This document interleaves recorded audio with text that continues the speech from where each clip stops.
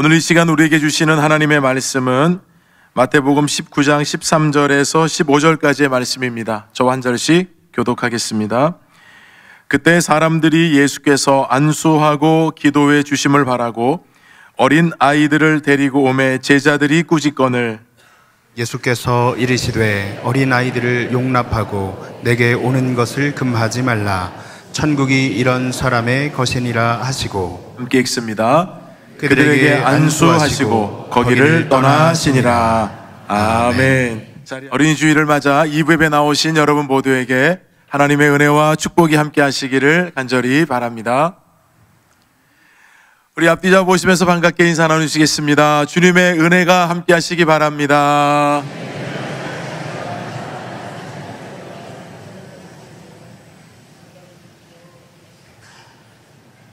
오늘은 여러분 어린이 주일입니다. 이제 2부 예배가 끝나고 나면 우리 교육관 쪽에서 우리 아이들을 위해서 여러 가지 다양한 행사들이 오늘 진행이 됩니다. 여러분들께서 기도도 해주시고 또 응원도 해주시고 또 후원도 해주시고 특별히 아이들을 위해서 늘 수고하시는 우리 교사분들 많이 격려해 주시는 시간이 되셨으면 합니다. 제가 어린이 주일을 맞아서 이렇게 설교를 준비하던 가운데 좀 아이들의 마음을 좀 더 느끼고 싶어서 동시 몇 권을 좀 사서 읽던 중에 우주선을 탄 엄마라고 하는 동시집을 읽게 되었어요. 거기에 나와 있는 재밌는 이야기 하나를 좀 들려드리겠습니다. 제목은 하나님은 통화 중인가 봐요 였습니다. 기도를 했다.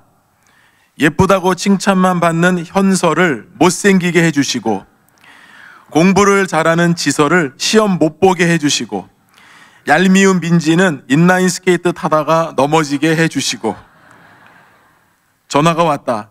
여기는 하늘 전화국입니다. 원하시는 번호를 눌러주시기 바랍니다. 자신을 위한 기도는 1번, 친구를 위한 기도는 2번, 하나님과 상담을 원하시면 0번을 누르시기 바랍니다. 2번을 꾹 눌렀다. 잘못 눌렀습니다. 친구를 위한 기도가 아닙니다. 0번을 꾹 눌렀다. 통화량이 많아 전화를 받을 수 없습니다. 그리고는 소식이 없는 하늘 전화국. 하나님은 지금 누구랑 통화하고 계실까? 친구를 위해서 자기가 이렇게 기도했지만 그것은 친구를 위한 기도가 아니라고 하는 하늘의 응답을 담은 참 아이들의 마음이 참 순수하기도 하고 너무 솔직하기도 하고 그런 시들 제가 읽어보면서 참 정말 아이들의 눈높이나 생각은 우리하고 참 많이 다르구나라는 생각을 한 번 더 해보게 되었습니다. 어린이 주일을 맞아서 우리 자녀들에게 주시는 하나님의 말씀을 저 여러분 모두가 다시 한번 새길 수 있는 시간이 되기를 바랍니다. 아울러서 우리 교회 안에서 지금 자라나고 있는 우리 영적인 자녀들 한번 또 생각해 보면서 이 주신 말씀을 여러분 마음에 깊이 새기시면서 우리 다음 세대들을 더 축복하고 기도하는 우리 목민의 성도들 되기를 간절히 소망합니다. 목회데이터 연구소에서 전국의 만 19세 이상 교회 출석 기독교인을 대상으로 기독교인의 생애 주기별 신앙과 욕구에 대한 설문조사를 최근에 발표를 했습니다. 그 중에 5가지 정도가 우리에게 의미가 있어서 이것이 오늘날 우리 한국교회의 모습을 그대로 보여주고 있기 때문에 여러분 이 데이터를 한번 좀 주목해서 보시면 좋겠는데요. 첫 번째 질문이 뭐였냐면 자라는 동안에 신앙심이 가장 좋은 시절에 누가 영향을 주었습니까? 였습니다. 그때 여러분 도표에 제가 빨간색으로 표시를 했는데요. 초등학교, 중학교, 고등학교 시절까지 나의 신앙에 가장 영향을 미친 분은 부모님이라고 응답을 했습니다.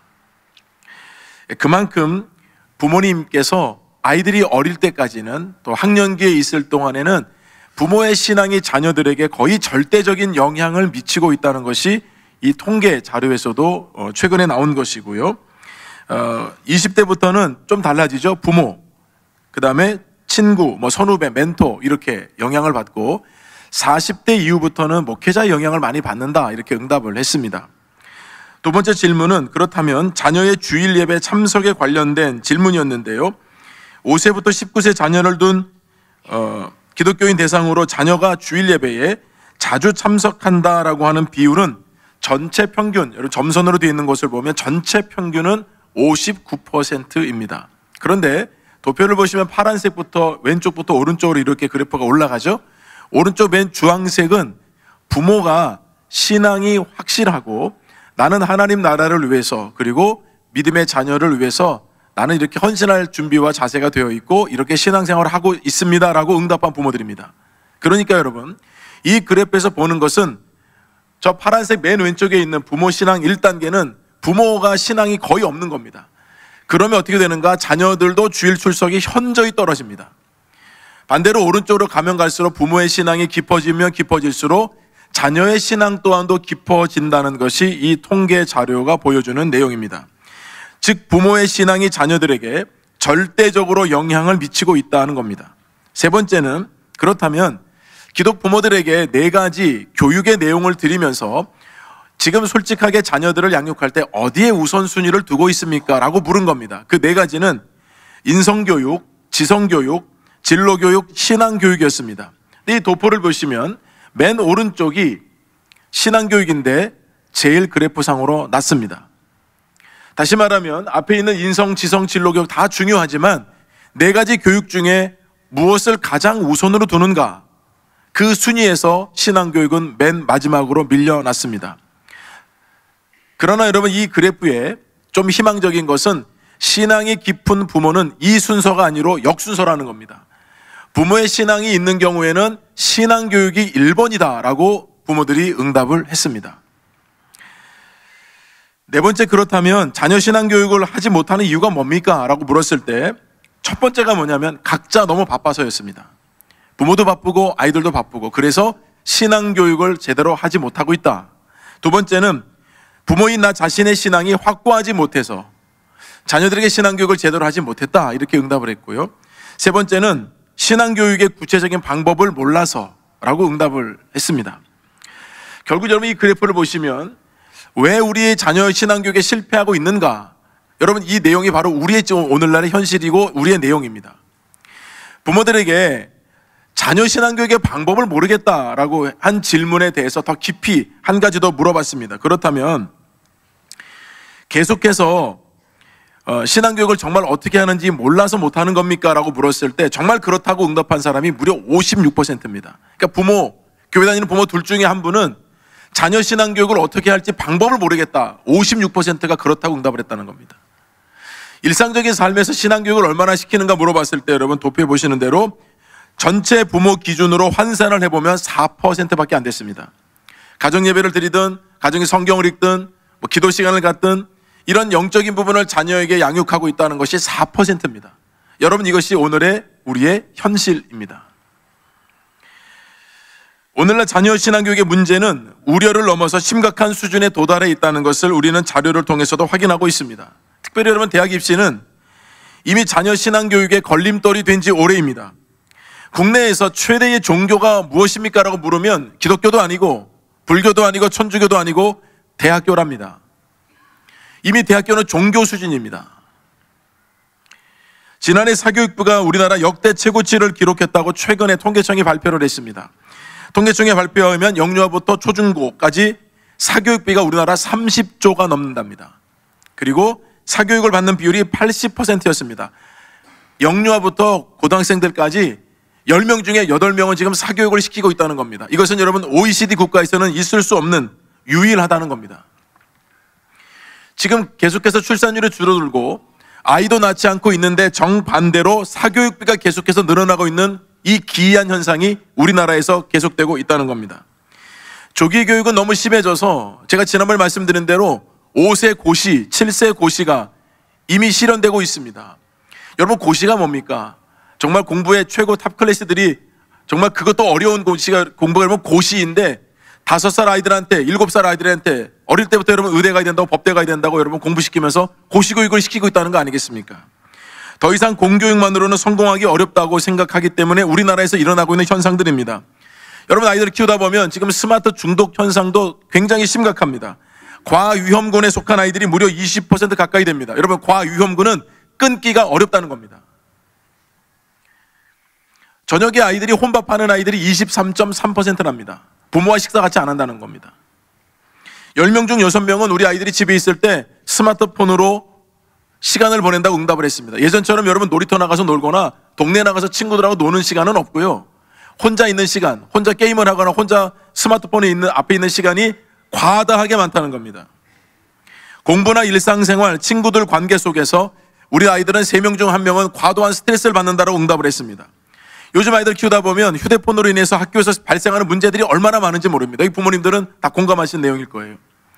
그로 인해서 아이들은 집중력 저하, 수면 장애, 우울감 증가, 분노 조절 장애.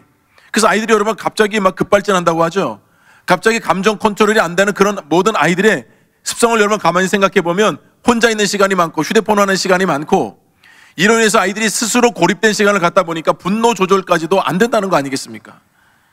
뿐만 아니라 유해 콘텐츠로 인해서 아이들이 휴대폰으로 중고등부 아이들 도박을 하고 성매매까지 하기에는 여러분 이 온라인 범죄도 지금 많아지고 있다는 겁니다. 거기에다가 지금은 마약까지 은밀하게 아이들을 노리고 있습니다. 작년 아동 행복 지수 우리나라 100점 만점에 45.3, OECD 국가 최하위였습니다. 이렇게 우리 아이들을 귀하게 여기고 아이들을 양육하지만 아이들은 행복하지 않답니다. 부모는 부모대로, 자녀는 자녀대로 빠질 유혹이 많아서 정말 어려운 시대를 살아가고 있습니다. 여러분 교회는 어떻습니까? 아이들이 어린이 주일학교 부서부터 여러분 이제 중등부, 고등부 올라오는데요. 아이들이 어린이 부서까지는 그래도 나오다가 중등부만 올라가도 그리고 고등부만 올라가도 학원 가기 때문에 주일 예배에 빠지는 자녀들이 점점 많아지고 있습니다. 그야말로 속수무책입니다. 주일날 예배를 잘 나오다가 학원 가야 돼요. 시험기가 다가와서 공부해야 돼요. 그러면 여러분 주일 예배를 그냥 제낀다는 거 아닙니까? 그나마 고등부까지 교회를 잘 다녔던 아이들이 대학에 들어가게 되면 오히려 대학에 들어가자마자 교회를 멀리하고 신앙과 멀어지는 아이들이 많이 있습니다. 여러분 왜 이런 현상이 생길까요? 자신의 신앙과 믿음으로 교회를 다니지 않았고 부모님 때문에 어쩔 수 없이 다녔거나 다니면서도 신앙과 믿음이 자라지 않았기 때문입니다. 과연 여러분 이렇게 되는 원인이 무엇인가? 성경에서 우리에게 주셨던 경고의 말씀을 우리는 다시 한번 마음에 되새겨야 합니다. 디모데후서 3장 1절 4절 말씀을 함께 읽어보겠습니다. 너는 이것을 알라. 말세에 고통하는 때가 이르러 사람들이 자기를 사랑하며 돈을 사랑하며 자랑하며 교만하며 비방하며 부모를 거역하며 감사하지 아니하며 거룩하지 아니하며 무정하며 원통함을 풀지 아니하며 모함하며 절제하지 못하며 사나우며 선한 것을 좋아하지 아니하며 배신하며 조급하며 자만하며 쾌락을 사랑하기를 하나님 사랑하는 것보다 더하며 말세에 나타나게 될 현상들을 무려 18가지를 언급했습니다. 말세에 나타나는 이런 현상들은 우리들에게 행복이 아니라 고통이라는 겁니다. 이런 현상이 나타나는 자체가 우리들의 삶에 고통을 준다는 겁니다. 근본적인 원인이 무엇인가? 성경은 명확하게 말씀합니다. 이 모든 것들을 하나님보다 더 사랑하기 때문이라는 겁니다. 하나님보다 더 사랑하는 것들이 너무 많아졌습니다. 말은 안 그렇다 하지만 우리 삶과 우리 물질, 우리 시간 모든 것들이 다 하나님보다 더 사랑하는 것들로 흘러가고 있습니다. 그렇다면 여러분 이런 세상 가운데 노출되어 살아가고 있는 우리 자녀들에게 우리는 어떻게 해야 하는 것입니까? 저는 오늘 이 귀한 말씀을 통해서 그 답을 한번 찾아보고자 합니다. 오늘 본문의 여러분 내용은 굉장히 간단하고 몇 절 되지 않지만 감사하게도 이 말씀 또한도 마태복음과 마가복음, 누가복음에 동일하게 기록되어 있어요. 그래서 이 말씀을 우리가 종합적으로 한번 살펴볼 필요가 있겠는데요. 먼저 본문이 어떤 상황인지 어떤 메시지를 우리에게 들려주시고자 하는 건지를 한번 보도록 하겠습니다. 13절 함께 읽어보겠습니다. 그때에 사람들이 예수께서 안수하고 기도해 주심을 바라고 어린아이들을 데리고 오매 제자들이 꾸짖거늘. 제가 여러분에게 노란색으로 이렇게 말씀을 항상 표기를 하는데 여러분 항상 거기에 주목을 하셔야 합니다. 첫 번째는 부모의 믿음이 회복되어야 한다는 겁니다. 부모들이 어린아이들을 예수님께 여러분 데려온 장면이죠. 그런데 오늘 본문에 보니까 어린아이라고 번역을 했습니다. 어린아이는 원문 헬러를 보자면 파이디아라고 되어 있습니다. 파이디아는 7세 당시의 이하의 어린아이들을 파이디아라고 불렀습니다. 자, 예수님께 지금 부모들이 데려온 아이들은 파이디아였습니다. 그런데 같은 말씀을 기록한 누가복음에서는 어린아기라고 했습니다.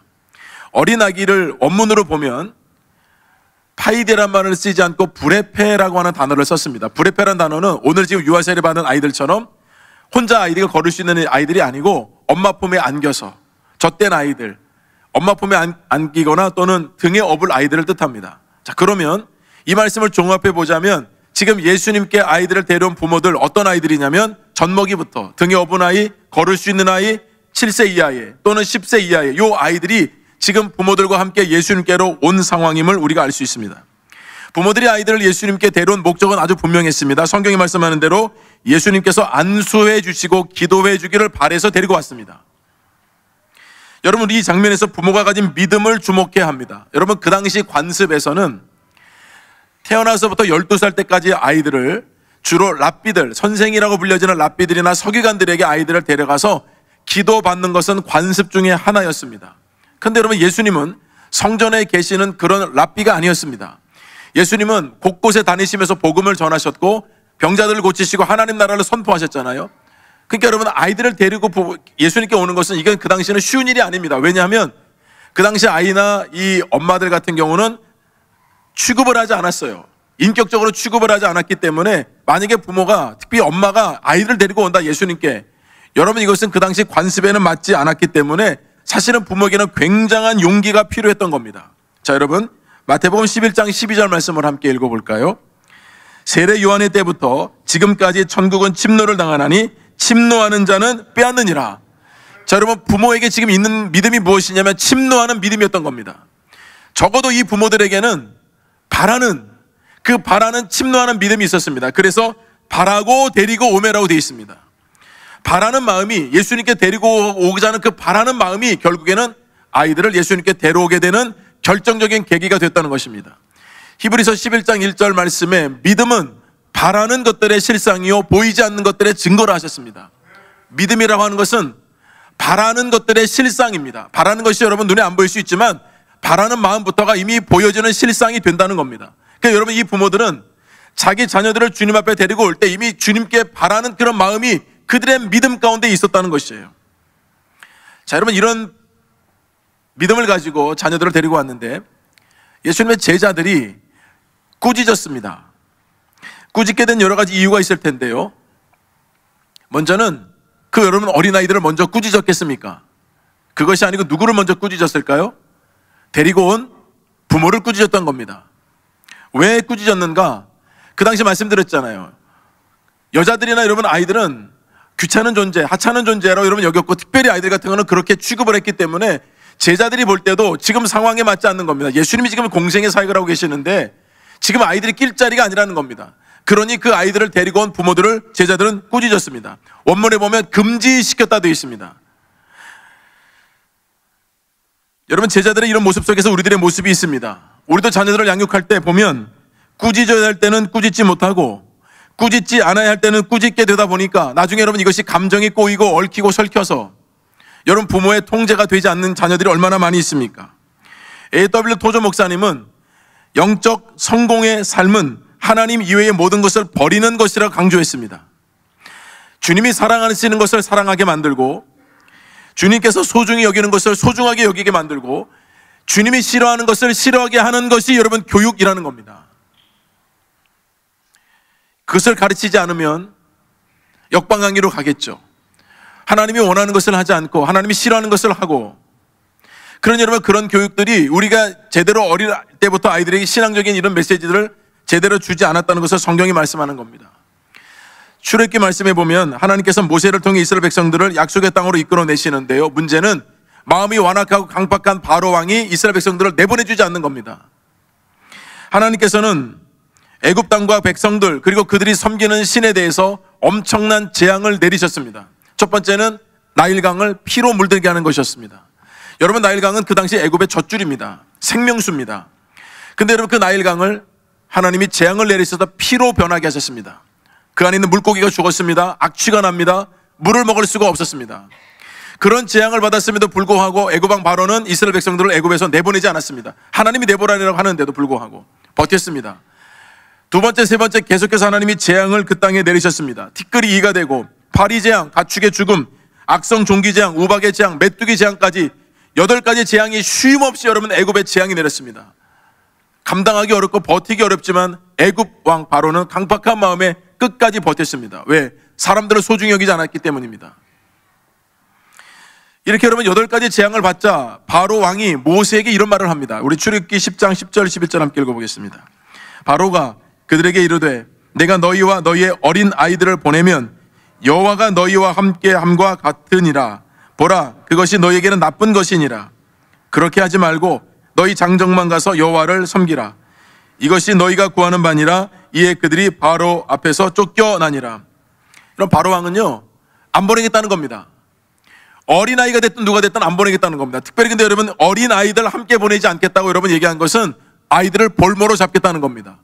아이가 있으면 여러분 엄마가 있어야 되잖아요. 그러니까 이 재앙을 여러분 8번이나 지금 당하게 되니까 뭔가 액션을 취해야 될 것 같고, 근데 여러분 마음에는 한 사람도 내보내고 싶지 않은 겁니다. 그러니까 장정만 나가라. 그리고 애들은 냅둬라. 여러분, 애들을 존중해서가 아니라 애들이 있게 되면 엄마들도 여러분 볼모로 잡을 수가 있기 때문에 어린 아이들을 어떤 인격적인 채로 여러분 존중하는 것이 아니라 그저 자기 사리상만 채우는 존재로 여러분 여겼기 때문에 장정만 나가라는 겁니다. 9번째 하나님이 재앙을 내리셨습니다. 이 9번째 재앙은 흑암의 재앙이었습니다. 여러분, 우리가 낮을 낮이라 부르는 이유는 태양이 있기 때문이에요. 여러분, 태양을 하나님이 가리시니까 낮이 없습니다. 온통 밤이었습니다. 하나도 보이지 않습니다. 사람이 움직일 수도 없습니다. 이동도 못합니다. 아무것도 못합니다. 어마어마한 재앙이 애굽에 내렸습니다. 여러분, 그러자 그때 애굽 왕 바로가 말합니다. 너희 어린 것들을 너희와 함께 가라. 어린 것들이라고 표현했습니다. 여러분, 생명 존중체로 여러분 표현하는 것이 아니라 아주 가치 없는 존재로 여기면서 그래, 너희 어린 것들 이제 데리고 나가버려라. 여러분, 오늘날 세상에 이런 모습은 없습니까? 이런 세상을 살아가고 있는 우리 아이들에게 우리가 할 수 있는 일이 무엇입니까? 그런 아이들을 세상에서 건져내어서 주님 앞으로 인도하는 믿음이 있어야 할 줄로 믿습니다. 우리가 할 수 있는 일은 바로 이것입니다. 많은 아이들을, 다음 세대들을 하나님 말씀 앞으로, 주님 앞으로 인도하는 것이 우리의 사명이라는 겁니다. 그런 세상 가운데 내버려 두지 말고 하나님 앞으로 이끌어내는 것이 바로 우리의 사명이라는 말씀이에요. 두 번째, 우리에게 주시는 교훈은 처세술이 아니라 말씀을 가르쳐야 합니다. 처세술이라고 하는 것은 문자적인 뜻은 세상 일 또는 사람들과의 관계를 풀어가는 수단과 방법입니다. 그게 처세술입니다. 여러분들은 처세술을 가르치십니까? 말씀을 가르치십니까? 자, 우리 본문 14절 함께 읽어보겠습니다. 예수께서 이르시되 어린아이들을 용납하고 내게 오는 것을 금하지 말라. 천국이 이런 사람의 것이니라 하시고, 어린아이들을 데리고 온 부모들, 예수님께서는 제자들이 꾸짖는 모습을 보시면서 내게로 오는 것을 용납하고 금하지 말라. 주님이 기뻐하셨다는 뜻입니다. 용납하지 말라는 뜻은 그들이 원하는 대로 놔둬라. 금하지 말라는 것은 당장 허락하라는 뜻입니다. 나에게 오는 것을 너희들이 막지 말고 길을 열어주라는 겁니다. 내게 오는 것은 누구도 막지 말고 그 부모와 자녀가 내게로 가까이 오는 것 누구도 금하지 말고 다 열어주라는 겁니다. 그러면서 주님 말씀하시기를 천국이 이런 사람의 것이니라 말씀하셨습니다. 어린아이처럼 순수함과 낮은 모습을 통해서 천국에 들어갈 수 있는 사람이 누구인지를 주님께서 메시지를 들려주신 겁니다. 그래서 여러분, 우리가 나만 여러분 천국 문 앞에 설 것이 아니고 우리 사랑하는 자녀들을 돌아보아야 한다는 것이죠. 주님의 말씀 앞에 어릴 때 세우면 세울수록 그 아이가 신앙과 믿음을 가지고 자랄 확률이 높기 때문에 어리면 어릴수록 부모의 권위가 쓰면 쓸수록 아이들에게 명확한 하나님의 메시지를 들려주라는 것 아니겠습니까? 에베소서 6장 4절 말씀 한번 읽어보겠습니다. 또 아비들아, 너희 자녀를 노엽게 하지 말고 오직 주의 교훈과 훈계로 양육하라. 너희 자녀를 노엽게 하지 말라. 여러분, 이건 바울이 전한 메시지인데요. 여러분, 당시 로마 사회에서는 당연히 부모가 절대적인 권위를 가지고 있었습니다. 그래서 자녀는 부모의 권위 앞에 굴복을 해야 돼요. 그게 여러분 당시 문화였습니다. 그런데 바울은 거꾸로 메시지를 전합니다. 부모들에게 권면하기를 자녀들의 마음을 노엽게 하지 말라는 겁니다. 여러분, 이게 원래 반대가 되어야 되죠. 자녀들에게 말하기를 부모 마음 노엽게 하지 말아라. 부모 말씀 순종해라. 여러분, 그렇게 얘기해야 되는데 거꾸로 부모들에게 지금 자녀들의 마음을 노엽게 하지 말라고 얘기하니까요. 그 당시에 굉장히 파격적인 교훈이 아닐 수 없었습니다. 근데 여러분, 우리가 생각해보면 자녀를 노엽게 하는 경우가 너무나도 많죠. 자녀를 인격적으로 대하는 것이 아니라 부모라는 이름의 권위로 누르려고 할 때, 자녀를 함부로 대할 때 자녀를 노엽게 하게 됩니다. 지나친 간섭과 강요, 과잉 보호, 집착과 소유로 대할 때, 방임하고 방치할 때, 과도한 기대, 그리고 남들과 비교할 때, 경쟁을 시킬 때, 부모와의 대화가, 관계가 단절되었을 때, 율법적인 잣대로 자녀들을 누르려고 할 때, 언어폭력, 부부가 불화할 때 등등, 이 모든 것들은 자녀의 마음을 노하게 하는 일입니다. 우리가 하나님 말씀을 먼저 생각해 본다면 사실은 내 형편, 내 의지, 우리가 키우려고 하는 것이 너무나 많기 때문에 자녀의 감정을 잘 읽지 못할 때가 사실 너무나도 많습니다. 나는 부모니까 너는 자녀니까 라고 하는 권위적인 모습 때문에 자녀의 마음들을 헤아리지 못할 때가 솔직히 부모들이 너무 많은 거 아닙니까? 성경이 우리에게 말씀하는 교훈은 내 소유물로 여기지 말고 하나님의 형상대로 빚어진 자녀를 인격체로 존중하라는 말씀입니다. 오직이라는 말을 쓴 이유가 무엇이겠습니까? 다른 길이 없다는 겁니다. 하나님의 자녀들을 온전하게 여러분 키우고 성장하는 것은 다른 길이 없다는 겁니다. 오직 주의 교훈과 훈계로 양육하라 하셨습니다. 주의 교훈과 훈계, 여러분 굉장히 짧은 메시지지만 이것이 하나님을 우리가 존중하는 영적인 태도이고 이것이 자녀 교육의 영적인 핵심입니다. 너희가 배운 것으로, 너희가 가지고 있는 것으로 가르치라 하지 않으셨고 주의 교훈과 훈계로 양육하라 하셨습니다. 교훈은 하나님의 말씀입니다. 훈계라고 하는 것도 필요하다는 겁니다. 여러분, 훈계는 매질을 뜻하는 것이 아닙니다. 여러분, 자녀들이 성장할 때요, 부모의 말을, 권위를 인정하고 들을 때가 있습니다. 자녀들이 어느 정도 성장하면 부모의 말을 안 듣는 것이 대부분입니다. 말을 안 듣습니다. 뭔 말을 해도 듣지 않아요. 오히려 이렇게 이겨먹으려고 합니다, 부모들을. 그래서 여러분, 성경의 말씀이 어릴 때부터 하나님 말씀을 가르치라는 것이 무엇이겠습니까? 거기에 하나님 말씀의 권위가 있기 때문입니다. 사실은 부모와 자녀가 우리 같이 동시에 들어야 할 말씀이거든요. 자녀들이 여러분 잘하는 것은 양육하라는 말씀은 자양분을 끊임없이 공급하라는 것이거든요. 우리는 그동안 자녀들을 키우면서 처세술을 많이 가르쳤습니다. 어떻게 하면 살아남는지, 어떻게 하면 세상에서 성공하는지. 어찌 보면 우리가 신앙교육을 제일 먼저 1순위로 두지 않고 어느 순간에부터 이 순위가 밀려서 신앙교육이 맨 마지막으로 가 있는 순간 우리 아이들은 신앙을 다 잃어버렸습니다. 그래서 이제는 신앙적인 얘기하면, 교회 가자는 얘기하면 가장 싫어합니다. 성경은 다시 이 부분을 회복하라고 말씀하십니다. 신앙적이고 영적인 교훈의 말씀을 가르쳐야, 그 말씀이 그 영혼에 새겨져야, 그 말씀이 그 아이들의 삶을 견인해 가고 인도하고 성장시키고 성숙시키기 때문입니다. 여러분, 어린이주일 되면 마음이 무거운 부모님들이 있어요. 내가 자녀 교육을 제대로 하지 못해서, 신앙교육을 제대로 하지 못해서 우리 자녀들이 신앙과 믿음을 떠나 있을 때 여러분, 그것이 얼마나 부모들의 마음이 아픈지 모릅니다. 근데 여러분, 이 말씀은 우리에게 자책하라고 주신 말씀이 아니라 우리를 위로하는 말씀입니다. 지금도 기회가 있다는 것이고 시간이 있다는 것입니다.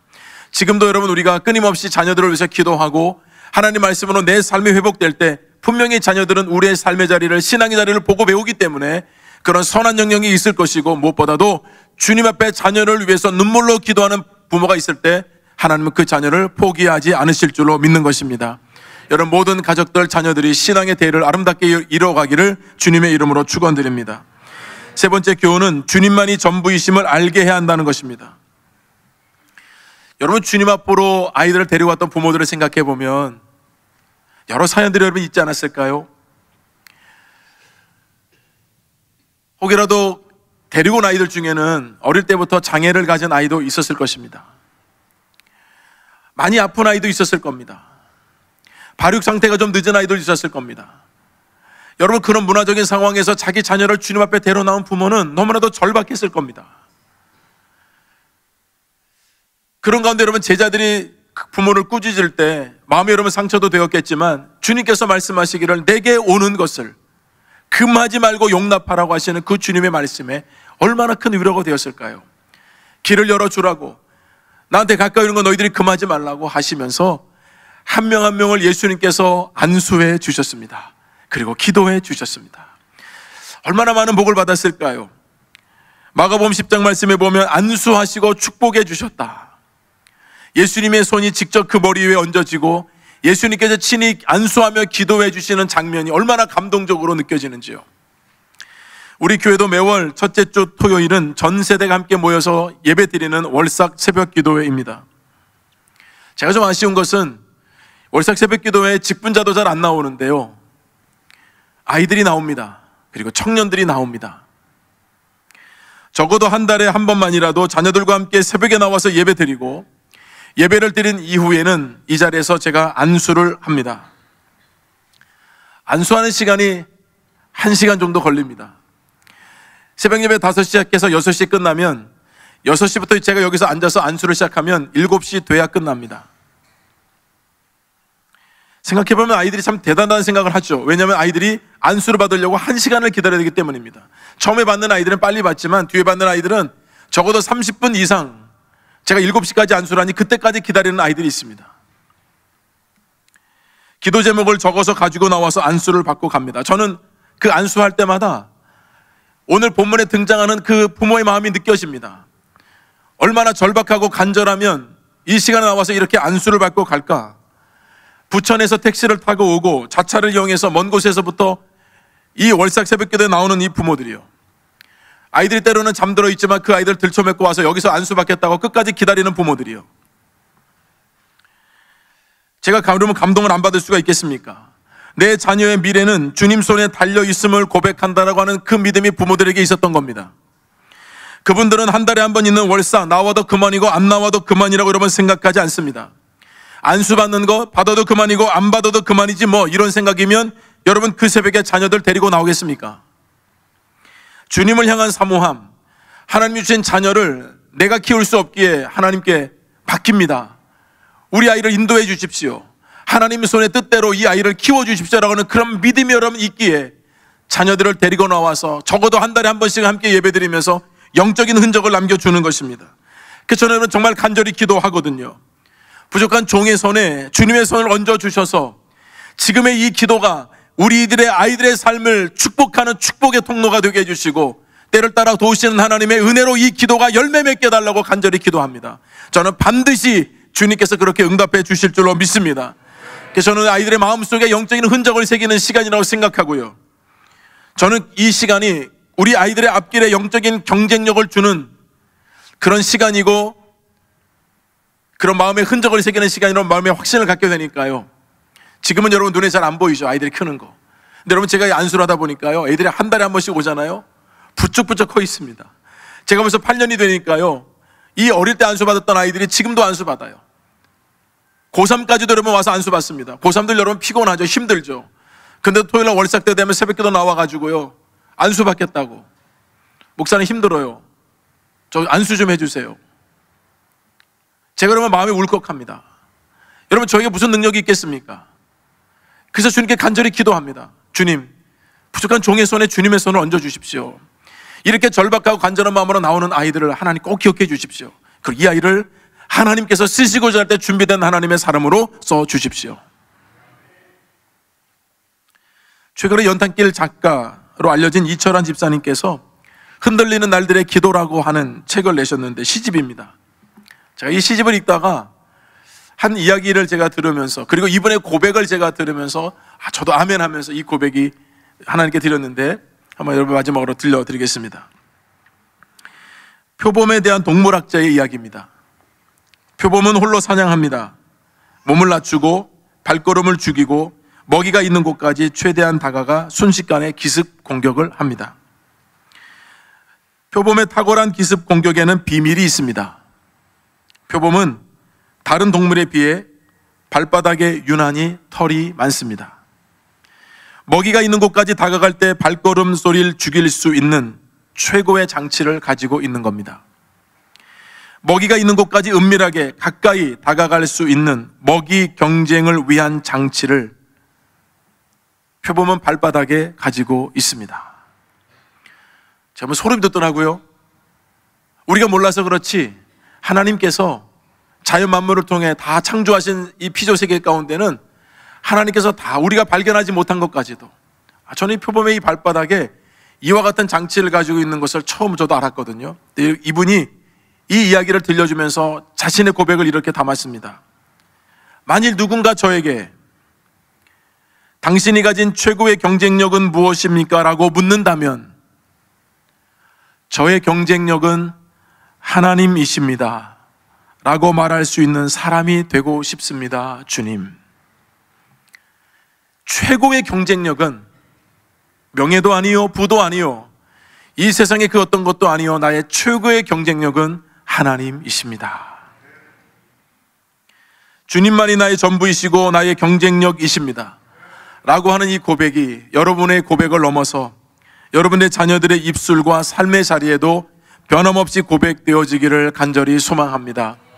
어린이 주일을 맞아서 우리 자녀들의 삶을, 우리 손주들의 삶을 다시 한번 돌아보면서 하나님의 말씀대로 키우고 세워가야 이 험난한 세상에서 아이들이 큰 믿음으로 성장하게 된다는 것을 기억하고 우리 아이들의 마음속의 흔적에 하나님이 내 삶의 경쟁력이십니다. 내 삶에 담아두신 하나님의 흔적입니다 라는 고백을 여러분 하면서 자란다고 한다면, 이 험난한 세상에 무엇을 해라 무엇을 하지 말라가 아니라 하나님의 선명한 말씀이 기준이 있을 때 그 말씀이 우리 아이들을 인도해 가서 이 험난한 세상을 이길 힘을 주는 것을 우리 아이들이 경험하면서 성장하게 될 줄로 믿는 것입니다. 이 어린이주일을 맞아서 여러분 자녀들 키우느라 애 많이 쓰셨는데 혹여라도 마음에 자녀들이 신앙과 믿음을 떠나 있어서 마음을 아직도 아파하시고 하는 분들이 계시다면 절대 포기하지 마시고 더 주님 앞에 메어 달리고 기도하면서 하나님, 우리 자녀도 이와 같이 되게 해 주십시오. 그 절박한 마음으로 주님 앞에 아이를 데리고 나왔던 그 부모의 마음을 주님이 헤아리시고 아셔서 안수하고 축복해 주셨던 그 은혜가 여러분 모든 자녀들에게도 함께 하시기를 주님의 이름으로 축원드립니다. 하나님 아버지, 은혜를 감사합니다. 어린아이들이 내게 오는 것을 용납하고 금하지 말라. 부모의 마음을 헤아려 주신 주님, 우리 목민의 성도들의 마음도 헤아려 주시옵소서. 우리가 신앙과 믿음이 부족하여서 그때에 맞는 신앙교육을 하지 못할 때도 있었습니다. 때로 시간이 지나고 나니 후회도 되고 마음도 아프지만 주님, 아직 늦지 않았음을 이 말씀을 통해 확인하게 됩니다. 절박한 마음으로, 간절한 마음으로 주 앞에 나왔을 때 그 마음을 헤아리시고 안수하고 축복해 주셨던 그 은혜가 우리 국민의 모든 가정들, 자녀들에게 임하게 하여 주시옵소서. 예수님의 이름으로 기도드립니다. 아멘.